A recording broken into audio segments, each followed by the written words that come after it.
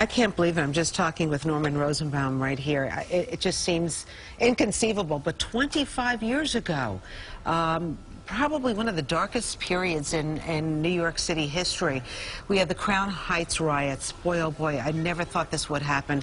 Such chaos erupted in Brooklyn, violent race riots. Now, in the decades since, two men who have lost loved ones in that violence formed an unlikely bond, their friendship helping to heal a community, as Rosanna just mentioned, torn apart by racism. I was there yesterday as they had that special reunion.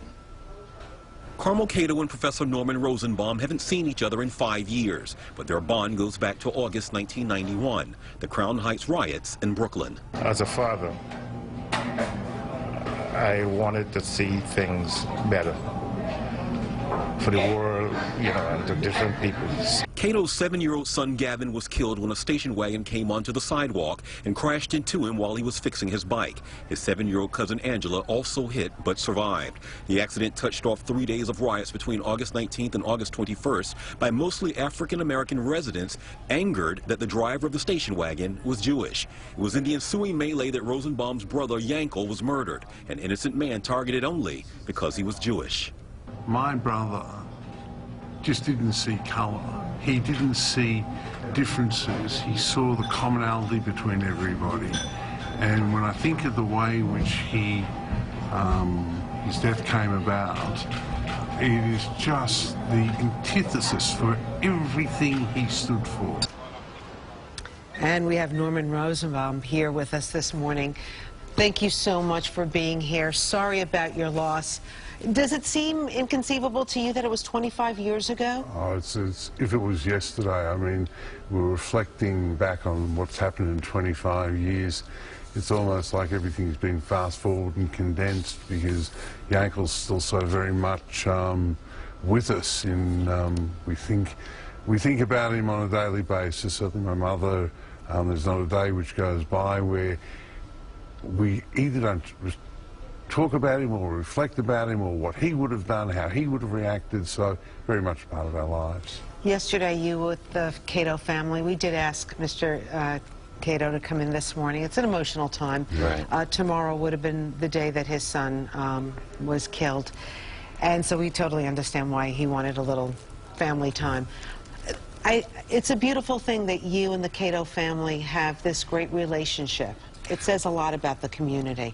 Well, I've always said I've got to give full credit to Carmel. He was on the 10th anniversary. He reached out to our family.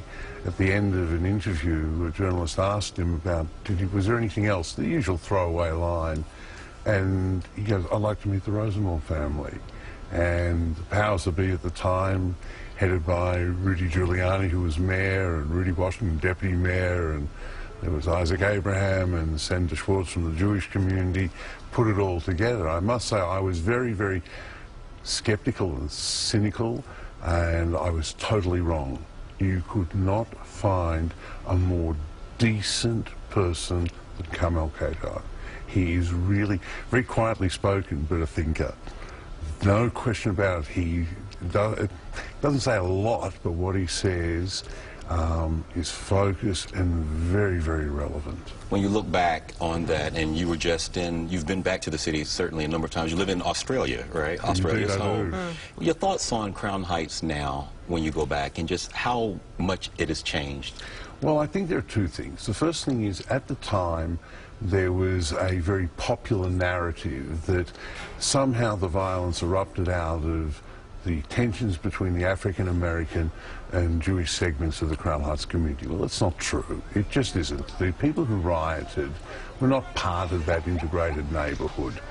But in fairness to the community, they had the focus of the world literally put upon them. They rose to the occasion. They didn't get into an intellectual argument, is it true, isn't it true, who was responsible, who wasn't responsible.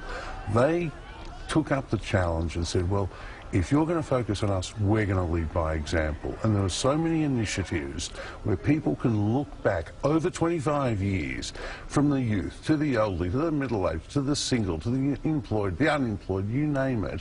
They've worked together to really be a beacon of not only inspiration, but of achievement. And for that, they have to be complimented. So I guess the city was trying to figure out what could they do to kind of commemorate the day and show that things have gotten better in the neighborhood. So I believe the Brooklyn Borough president came up with the idea of doing a festival this weekend. What's your reaction? Is it something that you think is a good idea? I think, again, a couple of points have to be made. Any efforts and initiatives taken which improve community harmony, improve and advance the understanding and respect of different segments of the community and individuals is to be endorsed, applauded, and indeed promoted. Not a difficulty.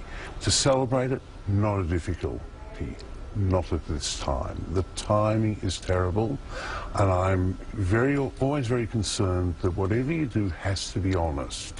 One of the sad parts about the advertising for this festival is there's no mention of my brother, there's no mention of the riots. Yes, there's a mention of a commemorative ceremony, but it doesn't say for what or for whom. Now, if you want to really take advantage of all the achievements and hard work and initiative, I think you've got to be very, very honest and focused about what the 19th of August 1991 going into the 23rd of August 1991, what those 4 days did from a historical point of view, what the responses were, and really, yes, what the community did in the 25 years. I don't think anybody should confuse the achievements and the initiative, because it's been on all aspects of the community in a way. There's the Caribbean American community, the African American community, the Jewish community. Often people sort of like to pigeonhole it, and it's not fair, but there's been great advances. But I think there's a timing for it, and I don't think the timing is now. Norman, just having spoke with you yesterday and getting another sense of it, there's this lovely spirit that just seems to come from you. And you know, I talked with you yesterday, you're a lovely man. Just, can you tell us what is keeping you from being you're so grounded, and just there's this peaceful quality that's coming, and you have every right to be upset with what happened to your brother. Is it your faith that's keeping you? Well, I think there is, again, a number of contributing factors. First thing, I've got to give credit to my parents. I really have to. They brought Yankel and I up in a particular way, and to respect people around you. Take people as you find them. Don't worry about the colour of their skin or their religion or whatever else. Second thing is the community, that the people around you do have an influence on the way in which you respond. You want to be treated to be treated by them as you would treat them. And I think the other thing which I'm very fortunate, I've had a family who've kept me very focused, and indeed we've kept one another very focused. Throw in there good friends and people supporters. And the supporters, I've got to emphasise this. The people who have been with me, not standing behind me, but shoulder to shoulder with me, and not just from the Jewish community.